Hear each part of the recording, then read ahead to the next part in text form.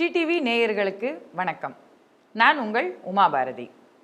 மகாகவி சுப்பிரமணிய பாரதியின் புதிய ஆத்திச்சூடியில் இன்று 4வது புதிய ஆத்திச்சூடி ஈகை திறன். ஈகை என்றால் நமக்கெல்லாம் அடுத்தவருக்கு கொடுப்பது என்று நன்றாக தெரியும். மற்றவருக்கோ அவர்களுக்கு எந்த விதமாக பயன் விளைவதற்காகவோ அவர்களுக்காக நாம் கொடுப்பதுதான் ஈகை என்பதாகும். முதிரமலை தலைவன் குமணன் அவன் கொடுத்து கொடுத்து புலவர்கள் அத்துணை பேரும் அவனை வள்ளல் என்றே அழைப்பார்கள். அப்படிப்பட்ட குமணனுக்கும் ஒரு சோதனை வந்தது. அவனது தம்பி ஒருவன் இருந்தான். அவனது தம்பி இவனை எதிரி நாட்டில் காண்பித்து கொடுத்து விட்டான்.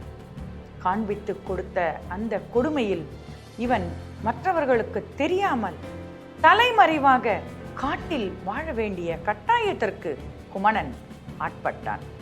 அந்த சமயத்தில் எப்படி ஒரு நரி சிங்கத்தை வீழ்த்திய கதையை நாம் படித்திருக்கிறோமோ அதேபோல் சூழ்ச்சிகளால் சூழப்பட்ட குமணனும் ஒளிந்து வாழ வேண்டிய கட்டாயம். ஆனால் புலவர்கள் அத்துணை பேரும் குமணனை தேடி வர ஆரம்பித்து விட்டார்கள் அவனது அரண்மனைக்கே. அங்கு அவனை காணாது ஒரு புலவர் அவனை தேடிக்கொண்டு காட்டிற்கே வந்து விட்டார். ஆனால் குமணனின் தம்பி என்ன செய்தான் தெரியுமா? இவன் ஒளிந்து கொண்டிருப்பதை யார் கண்டறிந்து நாட்டிற்கு சொல்கிறார்களோ அவர்களுக்கு 1000 பொன் பரிசு என்று குமணனின் தலைக்கே விலையை வைத்தான். அப்படிப்பட்ட கொடூரமான தம்பியை உடைய குமணன் ஆனாலும் அவனது வள்ளல் தன்மை என்றுமே குறையவில்லை. அவனை தேடி காட்டிற்கே வந்து விட்டார் அந்த ஒரு புலவர். அவரிடம் கூட கொடுப்பதற்கு ஒன்றும் இல்லாத நிலைமையிலும் கூட குமணன் என்ன கூறினான் தெரியுமா? தனது வீர வாளை எடுத்து அவர் கையில் கொடுத்து, ஐயா, இன்றைக்கு நான் உங்களுக்கு எதுவும் கொடுக்க முடியாத நிலையில் இருந்தாலும் எனது தலையை வெட்டி கொண்டு நீங்கள் என் தம்பியிடம் கொடுத்தால் 1000 பொன் பரிசு உங்களுக்கு கிடைக்கும்.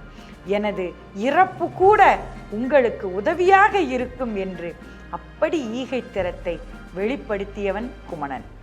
இந்த 4வது ஆத்திச்சூடி இதைத்தான் சொல்கிறது. நாம் நமது வாழ்நாளில் அடுத்தவர்களுக்கு முடிந்தவரை உதவியாக இருக்க வேண்டும். அவர்களுக்கு தேவையானதை செய்ய வேண்டும்.